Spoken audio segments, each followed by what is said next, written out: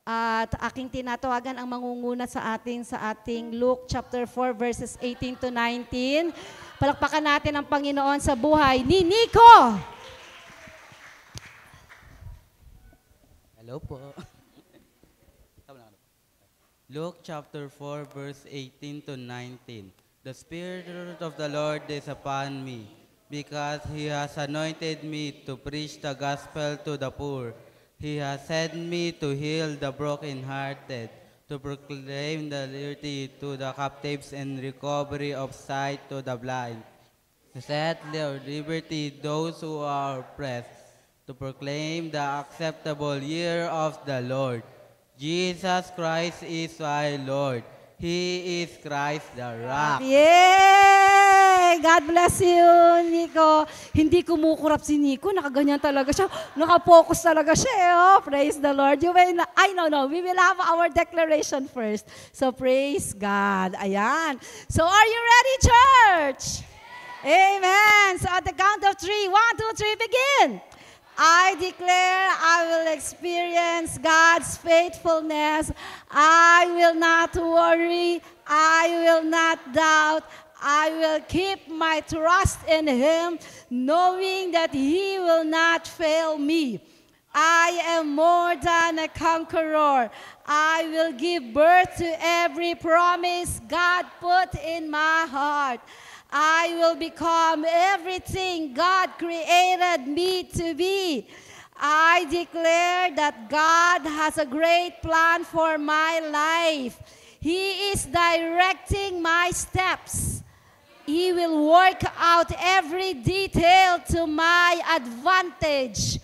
He is about to release a special grace to help me accomplish His purpose and fulfill His vision. These are all my declarations in the powerful name of my Lord and Savior, Jesus Christ. Amen and amen. You may now be seated. Sabihin mo naman sa iyong katabi, I'm glad you're here. Ayan, so hello sa mga nagbabalik dyan. Welcome to Christ the Rock, Abby. I'm glad to see you again. Ayan, so praise the Lord. I know that we are all excited to hear God's Word. Amen. At syempre, eto na. Ito na talaga ang last. Tama ba, Jaime? Ito na talaga ang last week for this month of June. Okay? So tayo ay this month of June, we have our team, Full Blast Blessings. Okay? And papasok tayo sa July, we will be entering our Full Blast Calling. Wow! Are you excited? Ako excited ako, di ba? Because we all have a calling from the Lord. Amen? So, mas pag-aaralan pa natin yan sa Kanyang salita. And praise the Lord, you know, if we are walking in God's calling in our life, ay nako, talaga namang yung word na full blast in every areas of our life ay ating mararanasan. Amen? Mahirap kaya yung naliligaw. Sabi mo sa katabi mo, mahirap yung naliligaw. Di ba? Ay, meron akong story na naligaw kami. Nasa Subic kami. Ito pa lang si Waze, nanliligaw din. Noon, naranasan namin yan. Yung mag-check-in kami sa hotel, tapos pagdating namin doon, papunta pa lang kami doon, parang gubat-gubat na. Tapos makikita mo yung mga daanan, hindi nawawalis. Di ba alam mo pag hindi nawawalis yung daanan, yung marami na siyang mga tuyo-tuyong dahon, may mga nagbagsakan na mga puno. Tapos doon sa area ng Subic na yun, para bang paakyat na kami, parang maayos naman yung daanan, pero alam mong paliblib na. Yun. Tapos tinitingnan namin, tama ba itong si Waze na to? Bakit paliblib na to? Tapos bakit parang yung madami mga dahon? Ang nito, padilim na. O, di ba? Sabi ko, parang mali itong si Waze, ha. Alam nyo, nung nakakita na kami ng mga unggoy sa daan, sabi ko, ay, naliligaw na tayo. Di ba? Naliligaw na tayo. Balik na tayo. Ayan. So, mahirap maligaw. Amen? Kaya we are all excited next month sa ating Full Blast Calling. Pero syempre, sino dito ang excited sa ating Full Blast, the finale? Yes, amen, di ba? Praise the Lord. So, alam niyo mga kapatid, last week, tayo ay nagtapos sa question na, do you believe? Ayan. Ito yung ating pinagkatapusan last week, di ba? We have talked about the full blast blessings, including the blessings of the blood of our Lord and Savior Jesus Christ. So if you want to repeatedly hear that message, you can go to our Facebook page. Andyan po yan yung ating message last week. So we praise the Lord for the blood of our Lord Jesus Christ that enables us to experience full blast blessing. Amen? Kasi totoo ang sabi ng salita ng Diyos, apart from God, we can do nothing. Okay? Malibang samahan tayo ng Panginoon, pagpalain tayo ng Panginoon, wala tayong magagawa. Amen? So, purihin ang Diyos because of our Lord and Savior Jesus Christ, we can really walk supernaturally, we can really walk full blast and experience blessings in our life. Amen? So, yan yung ating kinatapusan na question last week, do you believe? Okay? At binigyan natin ng emphasis ang Mark chapter 9 verse 23. Ang sabi dyan is, if you can, said Jesus, everything is possible from one who believes. Kaya mga kapatid, ito, ano ang pinapaniwalaan mo na kayang gawin ng Diyos sa buhay mo? Ano? Ha? Ano yung pinapaniwalaan mo? You know what, sometimes we tend to limit, di ba, ourselves, our minds, our actions to those things na alam mong kaya mong gawin. For example, kung ikaw ay magaling magsayaw, katulad ni Sister Jen, ayan ha, ni Sister Lani at ni Tita Aleli, kung iyan ay 40 mo, di ba, hindi mo na kailangan paniwalaan na kaya mo magsayaw, di ba? Kung ikaw ay gitarista, katulad nila dito, nila Sean, di ba? Nila Reggie, no problem dyan. Kung ikaw naman ay isang all-around musician, ha? Katulad ni Brother Joshua, di ba? Singer na, drummer pa, keyboardist pa, guitarist pa, ikaw na, di ba? Aba, minsan, kaya natin paniwalaan yung alam mong kaya mong gawin. Pero alam niyo, ang sabi ng salita ng Diyos, everything, say it with me, everything. Ang sabi ng salita ng Diyos, everything is possible for those who believe. Amen? Palakpakan muna natin ang Panginoon. Thank you, Lord. Ayan. So if we really believe in our Lord and Savior Jesus Christ, everything that He has done on the cross, I'd like to share with you, okay, ano yung benefit sa atin ito? For example, I believe more than 2,000 years ago, Jesus Christ died on the cross for the forgiveness of my sin, to pay the penalty of my sins. Unang-una mga kapatid, He not just suffered on the cross to pay the penalty of our sins. It's not just that, but more. Sabihin natin, more. Come more, say it with me, more. Alam mo kasi, kung kamatayan lamang ni Jesus para pagbayaran ang ating mga kasalanan, pwedeng pugot ulo na lang, tapos na. O kaya, tusok puso na lang. Alam mo yun, yung mga instant death, di ba? Pwede yun tapos na. All sins have been paid, finished. Pero iba ang dinanas ng ating Panginoon, ha? When we went to Israel, we walked dun sa Villa de la Rosa. Yun yung mga nilakaran ng Panginoong Jesus bago siya napako sa krus. Ano yun? ang lugar na yon, ngayon kasi sementado na siya. Pero nung araw, syempre, hindi pa yung sementado. So makikita mo talagang may pataas, may pababa, ganun yung itsura ng nilakaran ng ating Panginoong Yesus. At malayo. In fact, according to my record, 12,000 steps, plus, para maikot mo yung inikutan ng ating Panginoong Hesus. Nung nilalakaran ng ating Panginoong Hesus yon, hindi ko katulad na normal. Bakit? He was beaten, alala niyo yun? He was flogged. Ibig sabihin, habang nilalakaran niya yon, in pain, in suffering ang ating Panginoong Jesucristo. Yun yung nilakaran niya, di ba? And not only that, He suffered the shame. Di ba? Siya ay nahubaran, siya ay hinubaran, siya ay napako sa krus. Very memorable that spot. When you will go to Israel, pupuntahan niyo yung spot where believed to be where Jesus Christ hanged on the cross. Alam niyo ang itsura niya, para siyang inukit na bundok. Meron siyang space doon sa inukit na bundok, tapos makikita mong pababa siya. So iniisip ko, andito yung mga tao na nakikita si Jesus na pinapako. Ibig sabihin, hindi kasi eye level pataas So iniisip ko yung shame and suffering ni Jesus Christ nung siya ay naipako sa krus doon at hinubaran na hubad.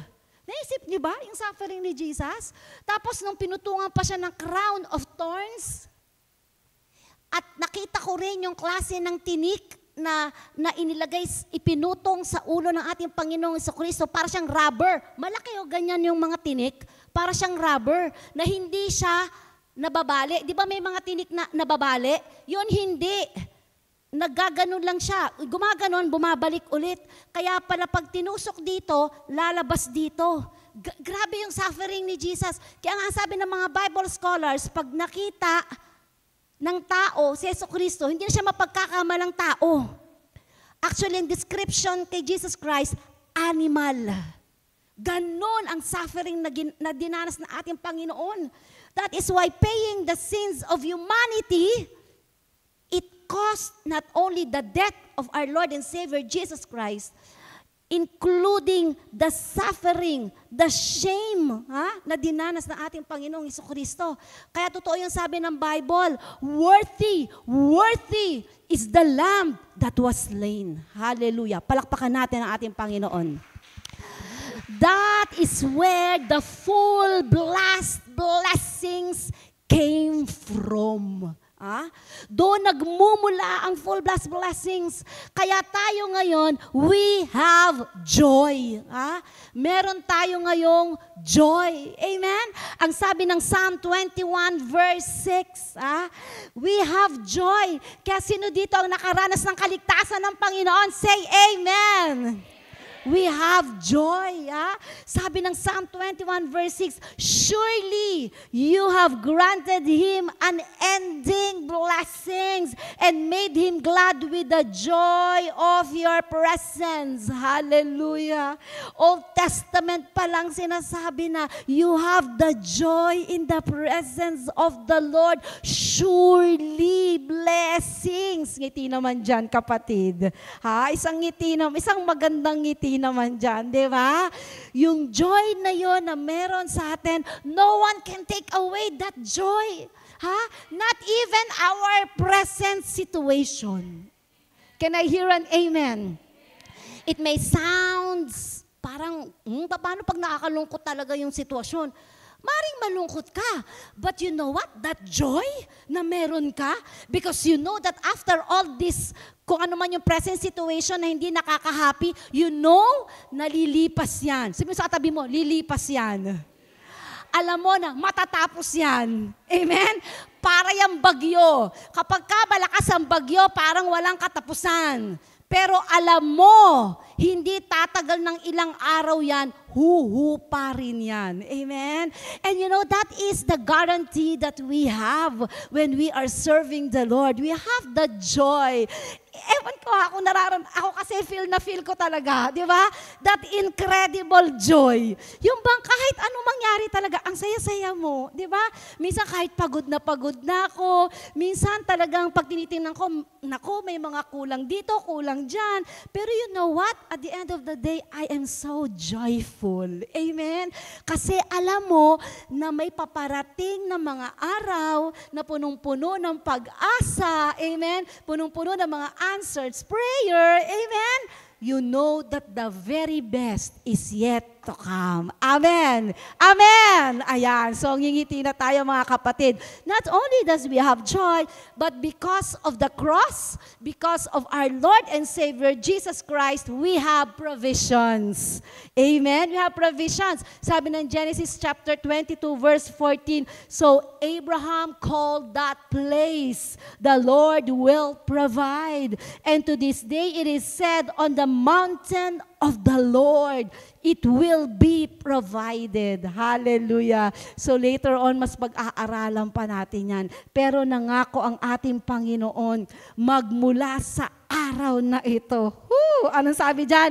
It is said, on the mountain of the Lord, it will be provided. Hallelujah. Amen. We have provisions. Sabihin nating lahat, we have provisions. Whatever is lacking in your life, God will provide. Amen? Ang tanong, do you believe? Everything is possible for those who believe. Praise the Lord. We also have this confidence. Our confidence, it's not in people o minsan sa ating sarili, pero it wouldn't be enough, but our confidence is in the Lord. Amen? 1 John chapter 5 verses 14 to 16, ang sabi diyan, this is the confidence that we have in approaching God, that if we ask anything according to His will, He hears us. And if we know that He hears us, whatever we ask, we know that we have what we ask of Him. Kaya mga kapatid, kapag kahingi ka sa Panginoon, pagpe-pray ka muna, Lord, is this your will? And you know what? If that is your will, you have that confidence. Amen. Amen na to. Amen. Amen na to. Diba? Salvation of your family. Naku, will kaya ni Lord na maligtas ang pamilya ko? Amen. Diba? Lord, ano ang inihiling ko, Lord? Payamanin mo ako, Lord. Will ba ni Lord na yumaman ka?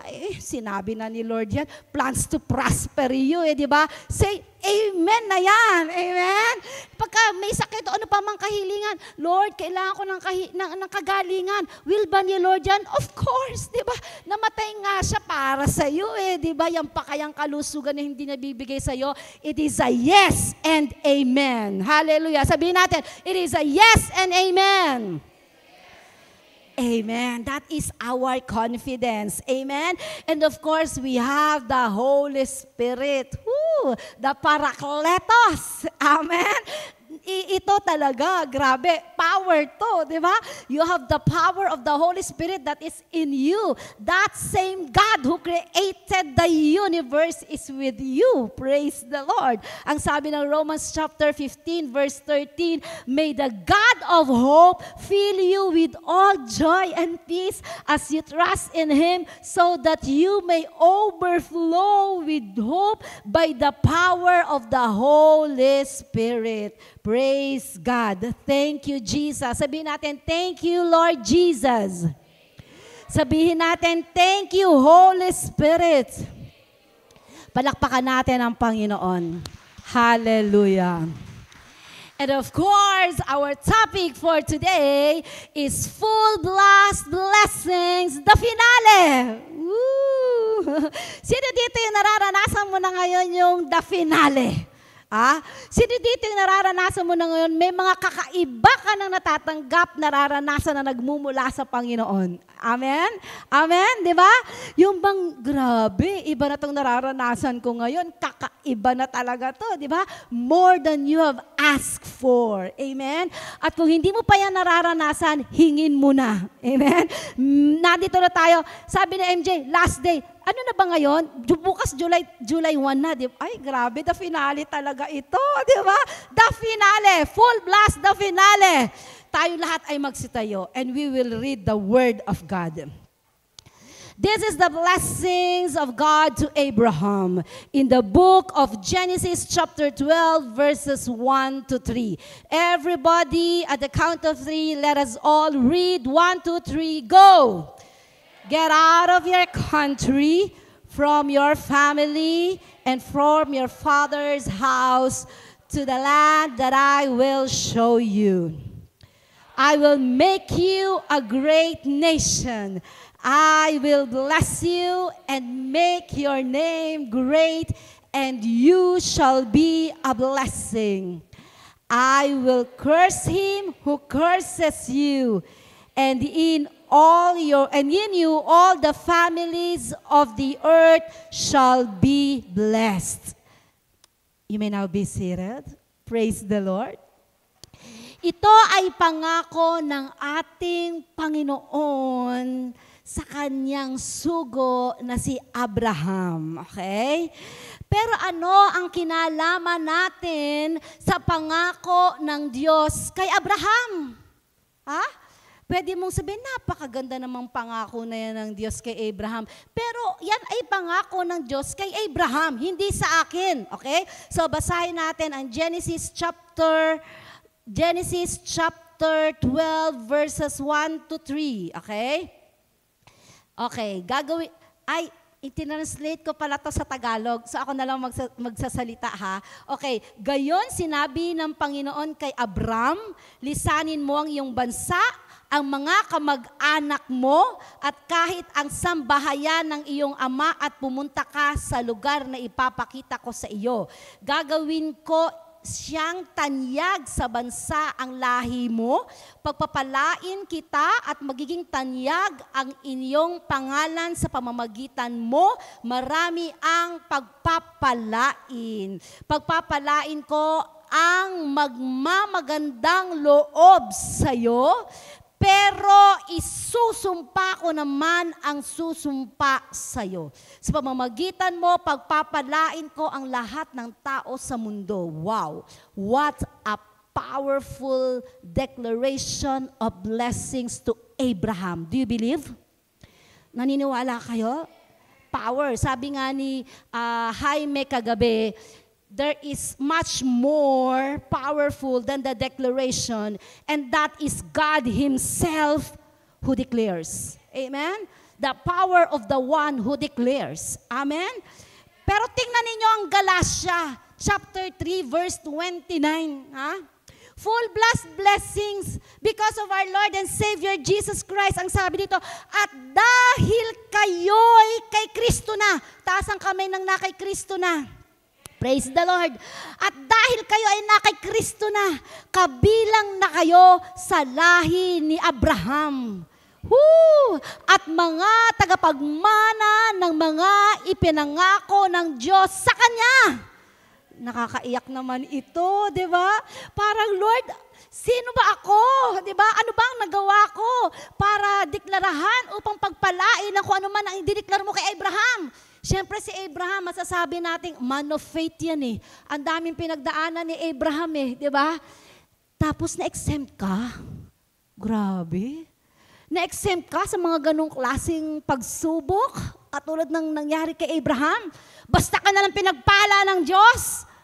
Grabe. Because of our Lord and Savior Jesus Christ. Dahil kay Kristo Jesus. Grabe, no? Talagang ang ginawa ng Panginoong Jesucristo sa atin. Amen? Sa English translation naman, ang sabi diyan, and if you are in Christ, that you are Abraham's seed, then you are an heir according to the promise. Alam niyo mga kapatid, ang pangako, wala pa. Pero ang pangako, tutuparin. Depende sa nangako.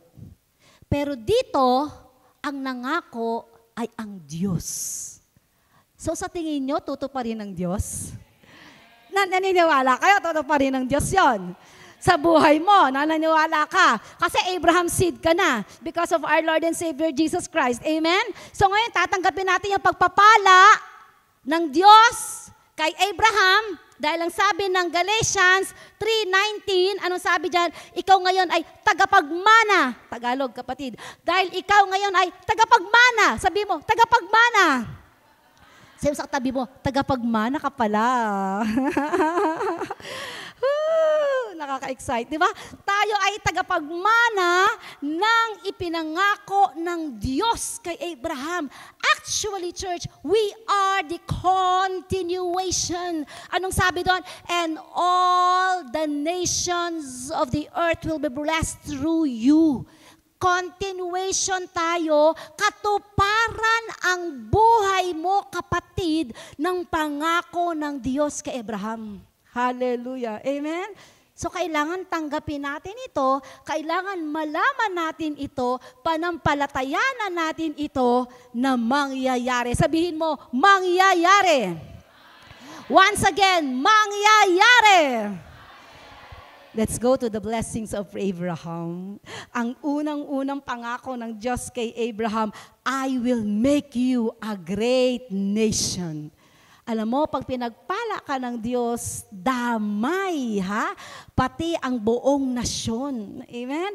Ikaw ba, hindi ka ba nagtataka kung nasan ka, doon ang pagpapala ng Diyos? Di ba? Saan ka tumira, doon ang blessing ni Lord. Di ba? Saan ka nga pumunta eh? Ako nga, naka-experience ako, pag pumunta ako sa isang shop, walang tao. Pag nandun ako, maya-maya, dami ng taong bumibili, oh. Di ba?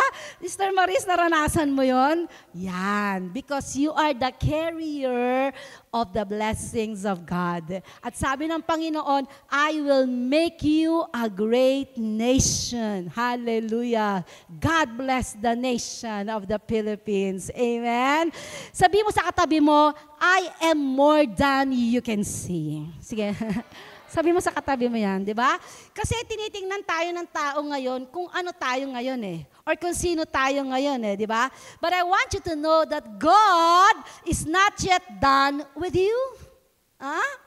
You are a work in progress. Amen? You are a work in progress. God is not yet done with you. Hanggat humihinga tayo, hanggat tayo ay may kalakasan, hindi pa tapos ang Diyos sa buhay mo. Amen? Are you with me, church? O pwede sabihin mo, ay nako, nakapagtapos na ako, nagsisimula pa lang si Lord. Come on, di ba?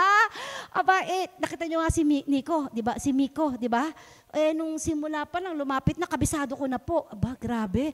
Hindi lang Luke chapter 4, verse 18 to 19 ang mga kabisado ni Miko, di ba? The very best is yet to come. Nakita nyo mga dancer natin dito? Ngayon, dancer sila. Sa susunod, ibang promotion na, ibang level na. Amen? Amen? Kung ano yung nakikita mo ngayon, yan sila ngayon. Pero hindi sila ang bukas, hindi sila ang future. Marami pang gagawin si Lord. Kasi tutuparin ng Diyos ang kanyang pangako araw-araw. Each and every day of your life. That is why you are changing from glory to glory, to glory, to glory, to glory. Amen? Papansin mo, paganda ka na ng paganda, pagwapo ka ng pagwapo, patalino ka ng patalino. Diba? Napansin nyo ba yon? Di ba na payaman ka ng payaman? Hindi, ako napapansin ko yun, kaya napapansin nyo ba? Diba? Hallelujah! Amen! Pabago ka ng pabago dahil kinukumpleto ng Diyos na matupad ang kanyang plano sa buhay mo. Bigyan natin ng malakas na palakpak ang ating Diyos. Woo! So God will make you into a great nation and I will bless you. Bless you, ha? Alam niyo ba sa original translation na Hebrew, ang ginamit dyan na word is barak. Alam niyo ba ang ibig sabihin ng barak? It means empowered to success. Yan. Nung sinabi ni Lord na I will bless you, I will empower you. kasama doon yung salitang empower. Are you with me, church? Ha? So God will bless you, empower you to succeed. Grabe, di ba? Minsan yung success na hinihingi mo, hindi lang yun ang binibigay ni Lord. More. Di ba? Kaya nga sabi ni Lord, trust in me. Trust in me with all of your heart. You have to trust God with all of your heart. Why? Because greater are the plans of our Lord and Savior Jesus Christ than your plan in your life. Amen? Kasi we haven't seen the future. Hindi mo nga alam ang bukas eh. But God has been there. Amen? Praise the Lord. And I would like to share with you one verse that strikes me when it comes to blessing. Yung 2 Chronicles chapter 20 verse 20, believe in the Lord your God and you shall be established. Believe in His prophets and you shall prosper. You want to be prosperous, you need the man of God in your life who will declare blessings over you. Amen? Because they are now the priest, the representation of our God the Father in heaven. Amen? Kaya dapat, dikit din tayo ng dikit sa ating mga pastor. Kaya tuwing darating tayo, Pastor, bless me. Alam niyo ba pag nagbe-bless kayo at sinabi sa inyo, God bless you, it has power. Amen? Ibig sabihin, God bless you, God bless you. Parang akala natin, wala yun. Nadaan lang si Bishop. Nadaan lang si Pastora, pa-bless po. Pero alam niyo ba, dapat, pagka nakita natin yan, pa-bless po. Diba? Si Cheska nga, pag nagbibigay ng honoring, ayaw maglagay dito eh. Nagbibigay siya personal. Kasi gusto niya, prayer, di ba? Bless me, di ba? Bless me, di ba? Bless me, di ba?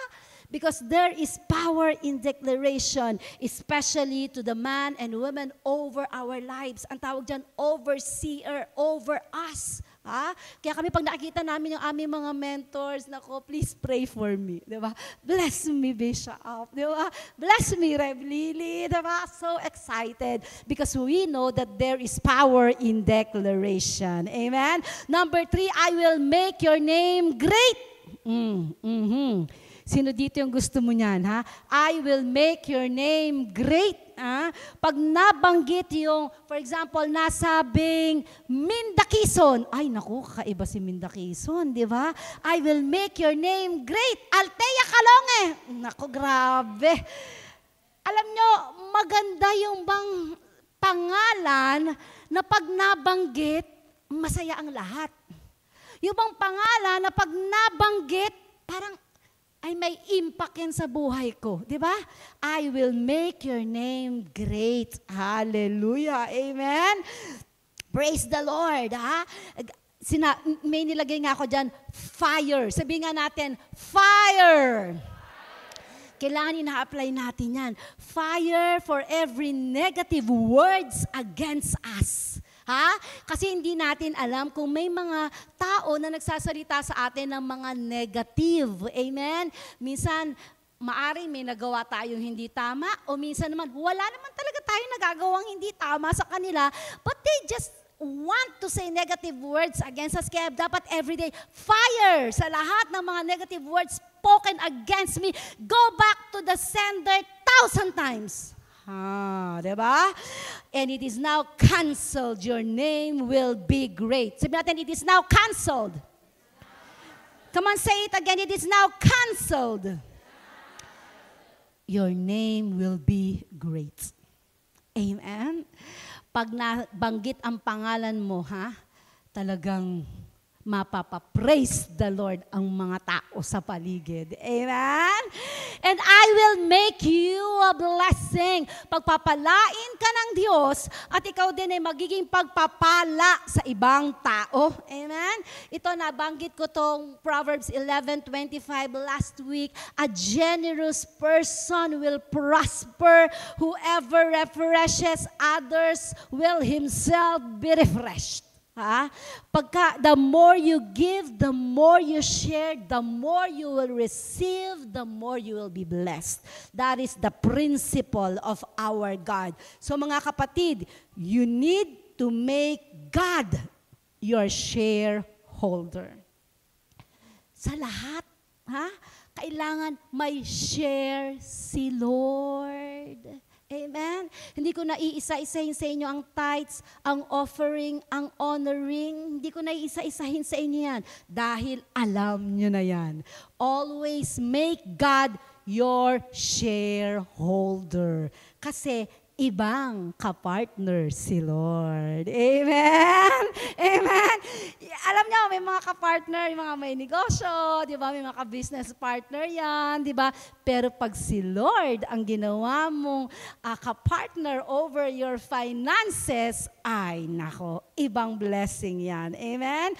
Because every time you release what's in your hands, God will release what's in His hands. Amen? Ang gusto ni Lord palagi is the principle of the first. Give me first. Yun ang gusto ni Lord. Amen? Not only the first, but God wants the best.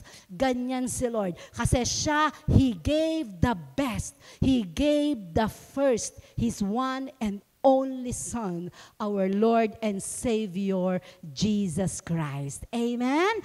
And then number 5, I will bless them that bless you. Woo! Praise the Lord. Kaya alam nyo kami ni Bishop, every day of our life, we are praying for all those who are blessing us. Because we know that through their blessings upon us, God will bless them tremendously, overflowing. Kasi hindi ako nagsabi nun. Ang nagsabi nun ay ang Bible, Book of Genesis 22, I will bless them that bless you. Hallelujah. Amen? And alam niyo mga kapatid, there are people that carries your blessing. Ano yung pinagpe-pray mo? Hawak ng ibang tao. And I pray right now that your divine connections, that the carriers of your blessing will find you in the name of our Lord and Savior, Jesus Christ. Amen? Ano yung pinagpe-pray mo? Bahay at lupa? Hawak ng ibang tao yan. Anong pinagpe-pray mo? Diba? Matagumpay na negosyo, hawak na ibang tao yan. Diba? Anong pinagpe-pray mo? Diba? Kung ano man yung pinagpe-pray mo, nasa kamay ng iba. And I pray that you will meet your divine connection. That you will meet those people whom God sent into your life even before time to bless you. Praise the Lord. Sabi natin, praise the Lord. Pero may number 6, I will curse him who curses you. Kaya alam nyo mga kapatid, tayo, mag-iingat tayo sa mga bawat salita na namumutawi sa ating mga bibig. Never, Pag may sasabihin kang negative word, stop. Close your mouth. Sabi mo sa katabi mo, close your mouth. Wag kang diba? Pagka, God bless you. Diba? Ako ganun diba? Pag may narinig ako, may nakita ako, hi, God bless you. Diba? God bless you. Diba? Kasi ayokong ma-curse. At alam ko, pag nagsabi ako ng hindi maganda sa ibang tao, maring ito'y kasiraan, negative, alam nyo, sometimes nga, alam mong may mali na Alam mong may mali na. Diba? Come on, huwag mo na ipagkalat. Di ba? Lumapit ka sa tao na may mali, kausapin mo, mag-usap kayo. Di ba? Kung nasaktan ka niya, magpatawaran kayo. Di ba? Don't say curses. Huwag kang mag-a-utter ng curses. Kasi ang sabi ng Bible, I will curse him who curses you. Especially the God-delegated authority, especially the man and woman of God, nako, I will curse him who curses you. Ito maganda. Number 7, through you, all the families of the earth will be blessed. Hindi lang ikaw ang pagpapalain, ikaw din ay magiging pagpapala sa ibang tao. Do you know that you are also a divine connection to others? Do you know that you are also an answered prayer to others? Nawa ang dalangin ko, mailapit tayo ng Diyos doon sa mga taong nangangailangan ng ating buhay. Doon sa mga nananalangin na tayo pala ang kasagutan. Hallelujah. Ako yan ang panalangin ko. Lord, lahat ng nananalangin na ako ang kasagutan, ilapit niyo po ako sa mga taong iyon. Amen? Because the people, the families of the earth will be blessed through you. Amen. Because you are a blessing. Say it with me, I am a blessing. Once again, I am a blessing. Praise the Lord. And as I end, I would like to share with you 3 principles. Okay? 3 principles na kung saan ay mababasa natin ito doon sa book of Genesis. You remember the book of Genesis in the chapter of 22, okay? Sa chapter 22, this is the time, pagbabasahin niyo yan, this is the time wherein hinihingi na ni Lord si Isaac, ang favorite son ni Abraham. Okay? Hinihingi niya na si Abraham. Ang sabi ni Lord sa kanya, give me your son, your only son, Isaac. Remember this story? So, andito tayo sa full blast blessings and pag-aaralan natin paano naranasan ni Abraham na sa kanyang matandang edad at mayroong asawang baog, hindi magkaanak, ay pinaranas ng Diyos ang tinatawag na full blast blessings. Yung mga pangako na binitawan ng Diyos sa kanya. Alam nyo, those promises were given to Abraham as benefits. Say it with me, benefits. As benefits. Ibig sabihin, may nagawa si Abraham para niya makuha yung mga blessings na yon na diniklara ng Panginoong Hesus. Amen? At ito yung mga ginawa ni Abraham. There are principles in our life now that we can apply for us to experience full blast blessing. Number 1, submission. Say it with me, submission. Pag sinabi nating submission, it is putting God's desires over and above ours. Okay? It is putting God wants. Ano yung desire? Ano yung gusto? Ano yung will ni Lord over yours? Maaring maganda ang gusto mo para sa buhay mo, pero willing ka bang ilatag ang lahat at ipagpaubaya sa Diyos? Sabi mo, Lord, let your will be done on earth as it is in heaven. Hallelujah. We need to submit unto God. Huwag ka nang makipagtalo sa Diyos. Sino sa katabi mo, huwag ka nang makipagtalo sa Diyos.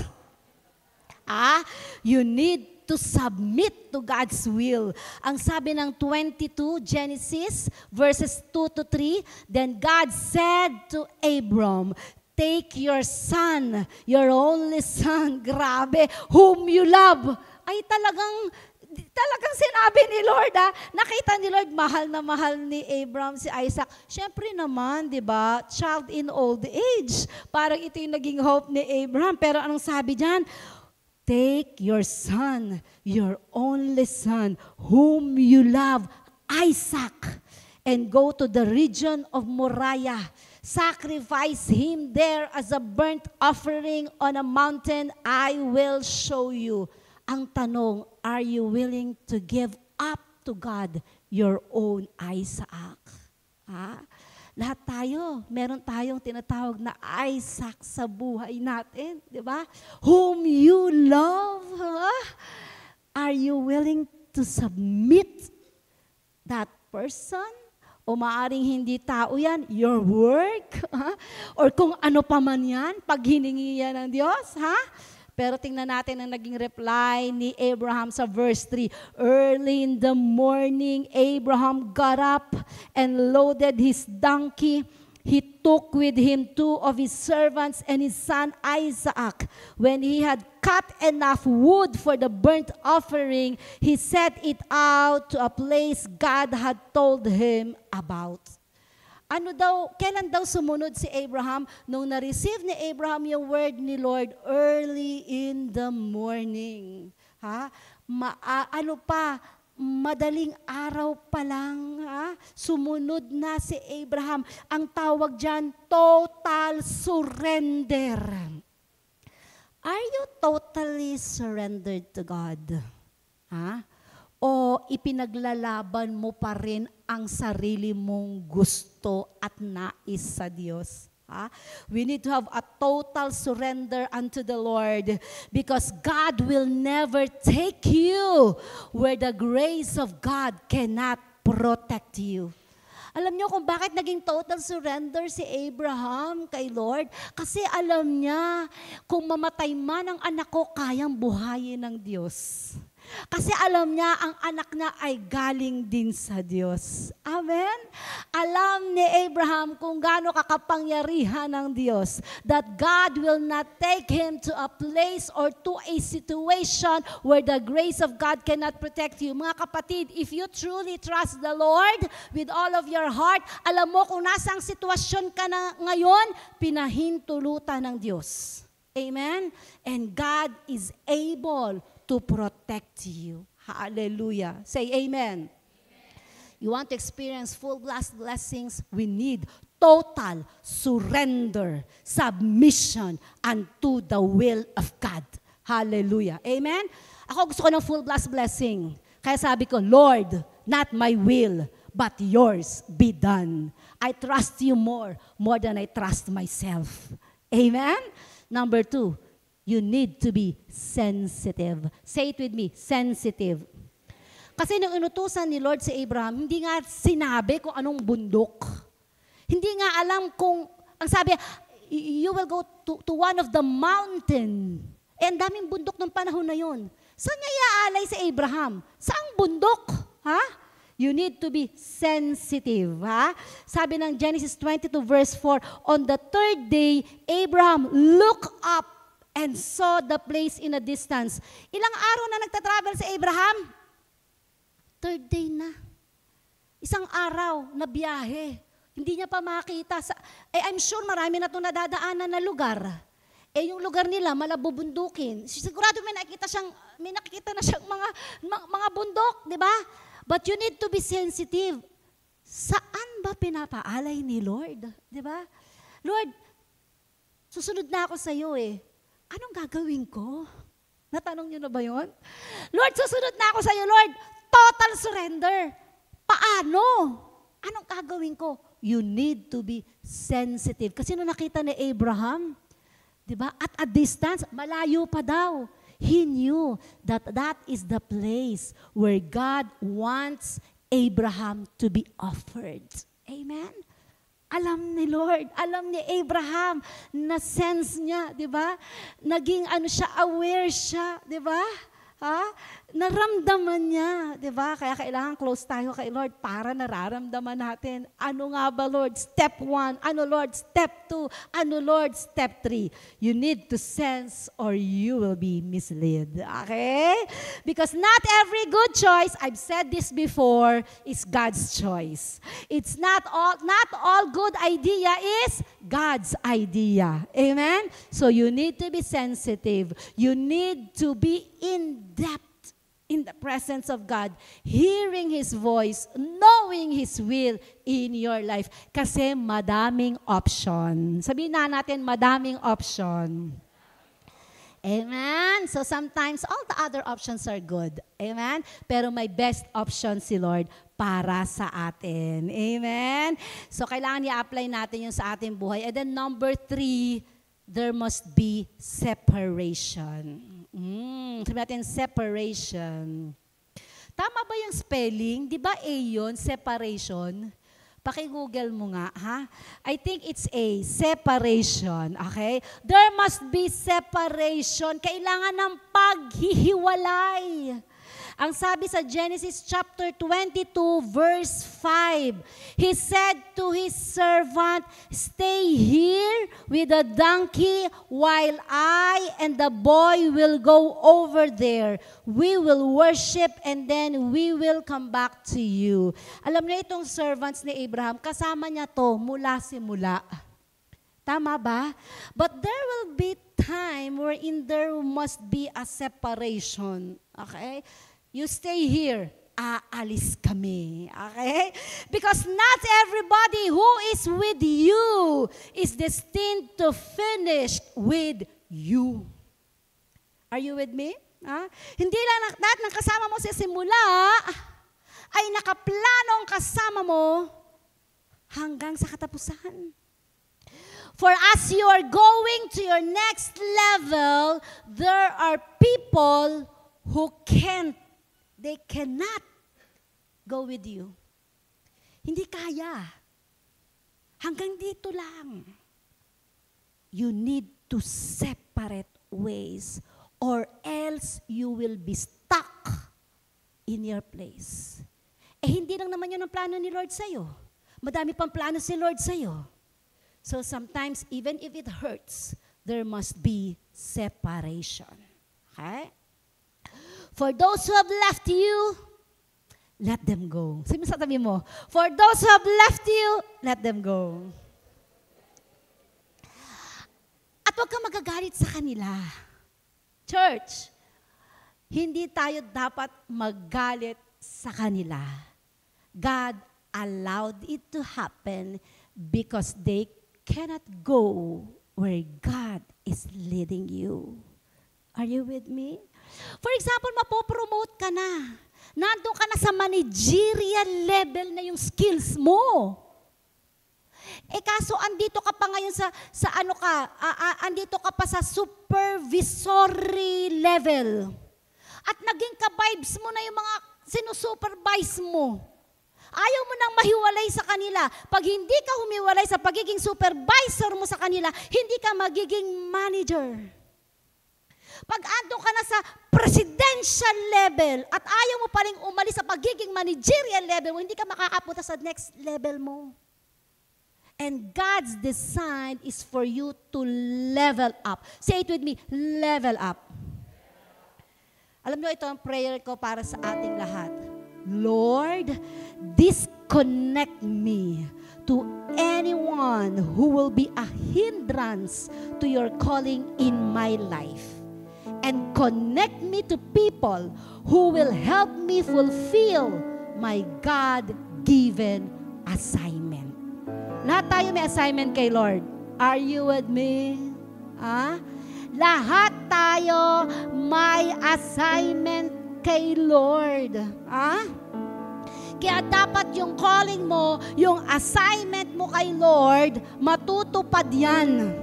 Pero may kailangan kang hiwalayan at may kailangan kang konektan. Amen? Yun ang ginawa ni Abraham. Iniwan niya yung servant niya while I and the boy will go. Hindi nakasama yung servant sa pag-aalay. Hindi na. Ang kasama lang doon ay si Abraham at ang iaalay. And lastly, there must be sacrifice. You want full plus blessings in your life? You want to receive that blessings, that declaration of God to Abraham? Just like Abraham, there must be sacrifice. In the book of Genesis chapter 22 verse 13, ang sabi doon, Abraham looked up and there in a thicket he saw a ram caught by its horns. He went over and took the ram and sacrificed it as a burnt offering instead of his son. Nag-sacrifice si Abraham. Ano na nga alam yung punyal, yung pangtaga, itatarak na nga ni Abraham kay Isaac yung punyal Pero yung angel, pinigilan siya. And because Abraham is in a right place, nasa right mountain siya. Because Abraham is at the right time. Hallelujah! Yung pagtarak ni Abraham sa anak niyang kay Isaac, right timing, the angel of the Lord saved Isaac. And at the right timing, at the right place, there he saw a ram caught by its horn. Dahil nasa tamang lugar si Abraham, doon kasi nakalagay yung tamang pang-alay niya. Substitute sa kanyang anak. Are you with me, church? There must be sacrifice. And because you and I, we are willing to sacrifice to whatever God wants us to sacrifice, anong sabi ni Lord? I will provide. I will provide. Whatever you cannot give to God becomes an idol to your life. So watch out. You need to watch out. Ano yung hindi ko kayang ibigay kay Lord? It's an idol in your life. Ha? Kaya kami ni Bishop, we check ourselves. Baka naman mas mahal ko na siya kaysa kay Lord. Ha? Mga anak ko, mga apo ko, lalo na, di ba? Whatever you cannot give to God becomes an idol in your life. Hallelujah. Hallelujah. And this is where I will end. This is full blast blessing, the finale. Verses 15 up to 18. Then the angel of the Lord called to Abraham from heaven a second time and said, I swear by myself, declares the Lord. And because that you have done this and have not withheld your son, your only son, church, receive this verse 17.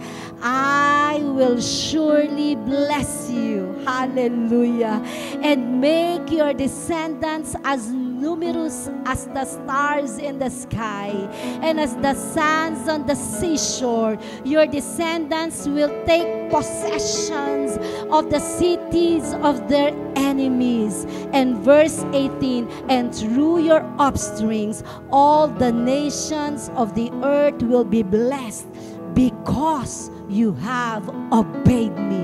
Praise the name of the Lord. Palakpakan natin ang Panginoon. Come on, let us give God a big clap offering. Hallelujah, hallelujah. Thank you, Lord. Let us all arise. Whoa, we worship you, Lord. We glorify your name, oh God. Praise you, Jesus. Hallelujah. Thank you, Lord. Thank you, Jesus. Lord, into your hands, oh God, we commit again. Lord, into your hands, oh God, we surrender. Hallelujah. Salamat po, Panginoon, sa inyong makapangyarihang salita na ibinigay sa amin sa araw na ito, oh God. Full blast blessings. Hallelujah. And I declare in the name of Jesus Christ that what God has promised to Abraham, and since we are an heir in the kingdom of God through our Lord Jesus Christ, the promises that God has made to Abraham, it is not ours. In Jesus Christ's name, it is a yes and amen and amen.